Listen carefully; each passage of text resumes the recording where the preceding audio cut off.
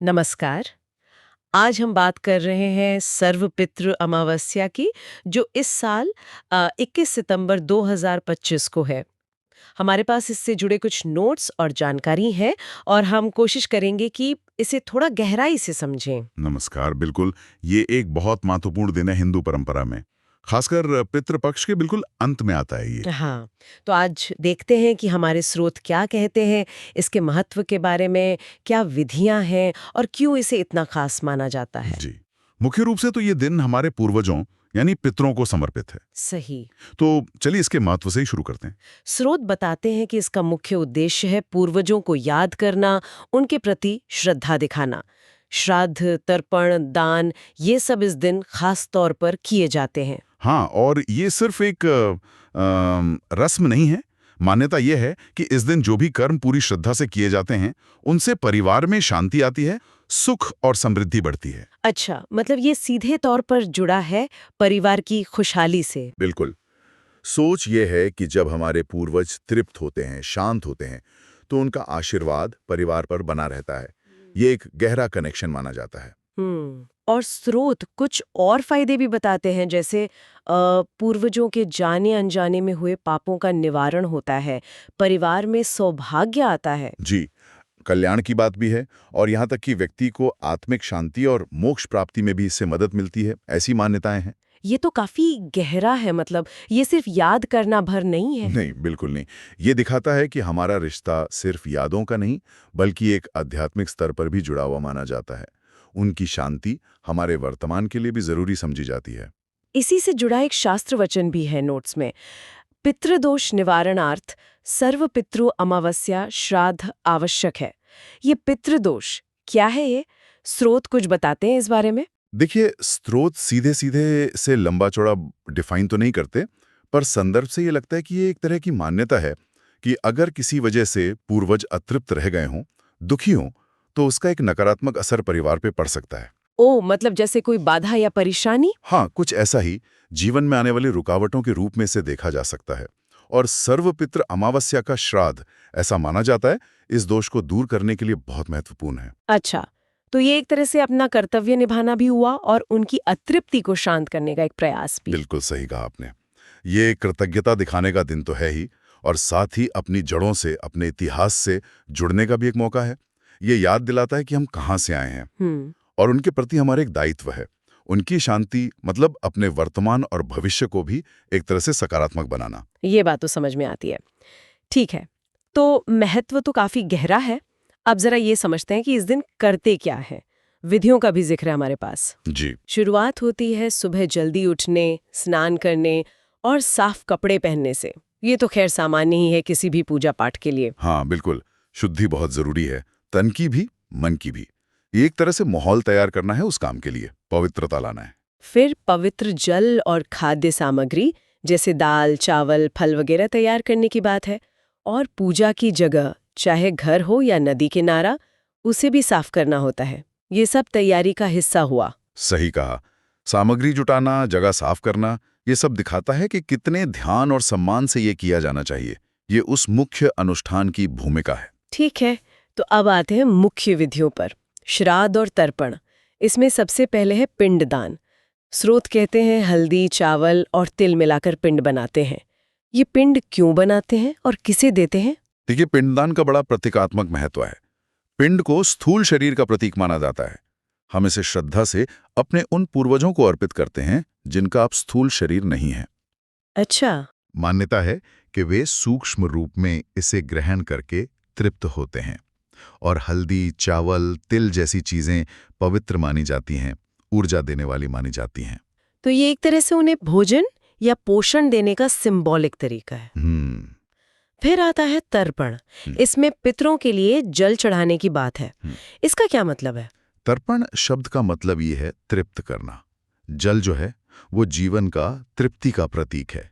जैसे पानी प्यास बुझाता है, वैसे ही ये जल अर्पण पितरों की आत्मा को शांति और तृप्ति देने की कामना से किया जाता है।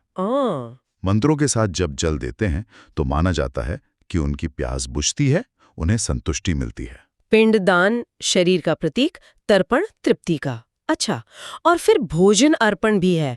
इसमें दाल, चावल, फल या कोई खास पवित्र भोजन बनाकर पितरों को समर्पित करते हैं। ये पिंडदान से अलग कैसे है? पिंडदान एक बहुत स्पेसिफिक क्रिया है शरीर के प्रतीक के रूप में। भोजन अर्पण उससे थोड़ा ज्यादा ब्रॉड है।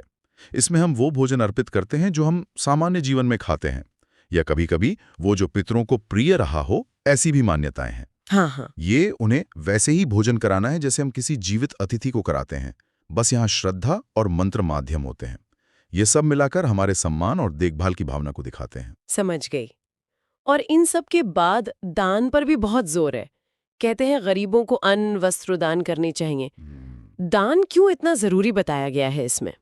दान को यहाँ सिर्फ पुण्य कमाने का तरीका नहीं बताया गया, इसे सीधे पितरों की आत्मा की शांति से जोड़ा गया है। अच्छा। हाँ, मान्यता है कि जब हम अपने पूर्वजों के नाम पर किसी जरूरतमंद की मदद करते हैं तो उसका पुण्य फल सीधे पितरों तक पहुंचता है और वे खुश होते हैं।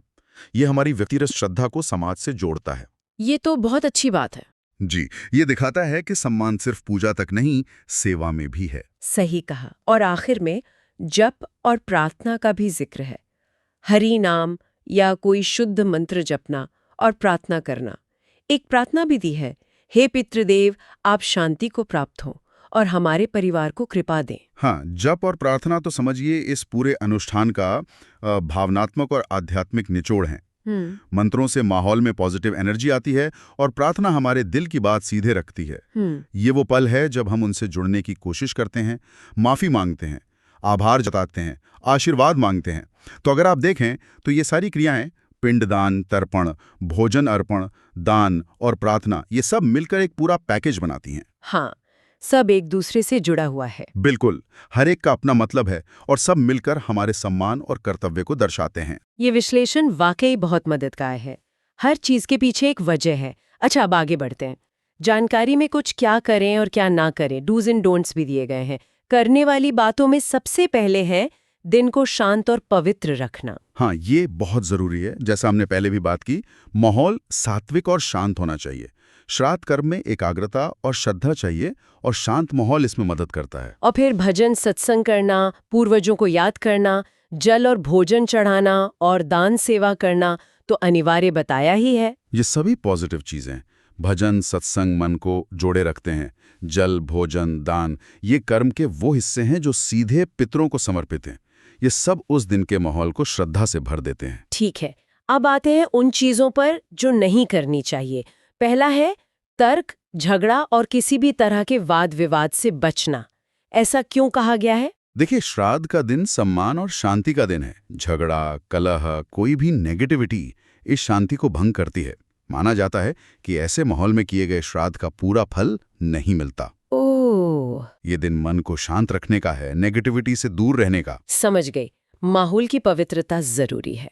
आगे है कोई भी अशुद्ध या नकारात्मक काम न करें, और खास तौर पर शराब, मांस या दूसरी अपवित्र चीजें घर में न रखें या उनका सेवन न करें। हाँ, ये नियम भी उसी पवित्रता और शुद्धि के लिए हैं। तामसिक भोजन जैसे मांस, मदिरा, इनको आध्यात्मिक कामों के लिए ठीक नहीं माना जाता।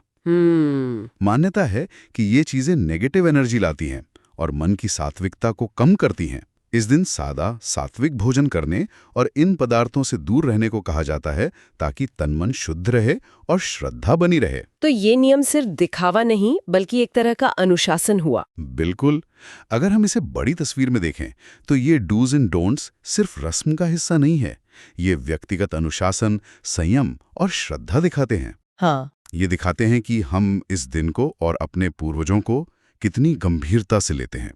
नेगेटिविटी से बचकर और पॉजिटिविटी अपनाकर हम एक ऐसा माहौल बनाते हैं जो आध्यात्मिक ऊर्जा के लिए अच्छा हो और हमारे सम्मान को व्यक्त करे। सही है। तो कुल मिलाकर ये सारी जानकारी यही बता रही है कि सर्वपितृ अमावस्या सिर्फ एक फॉर्मेलिटी नहीं है।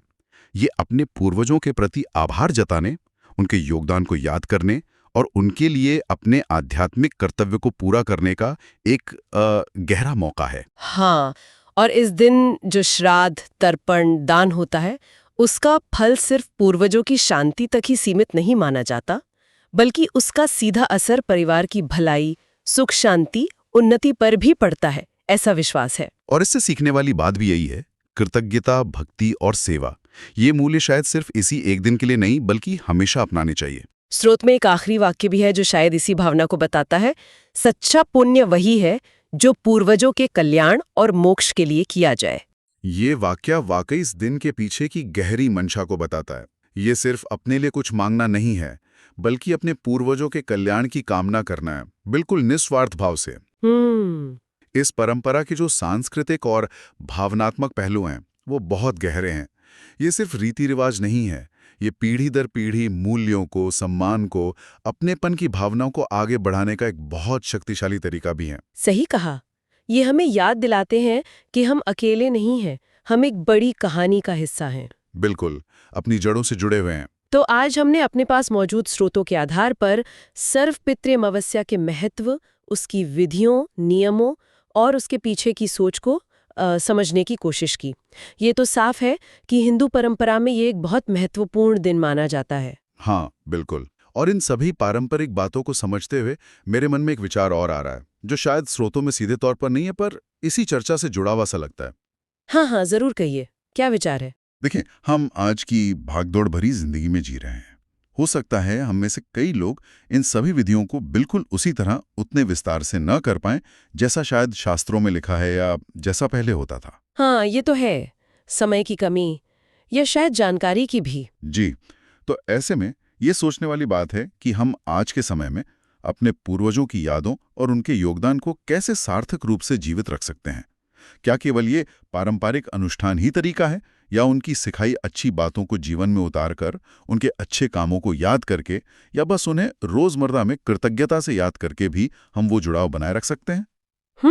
मतलब परंपरा का जो सार है, जो एसेंस है, वो आज के जीवन में कैसे प्रासंगिक रह सकता है? ये एक अहम सवाल है। ये वाकई एक बहुत गहरा सवाल है और यकीनन इस पर सोचना चाहिए। कैसे हम परंपरा के मर्म को बनाए रखते हुए उसे आज के जीवन में सार्थक रूप दे सकते हैं।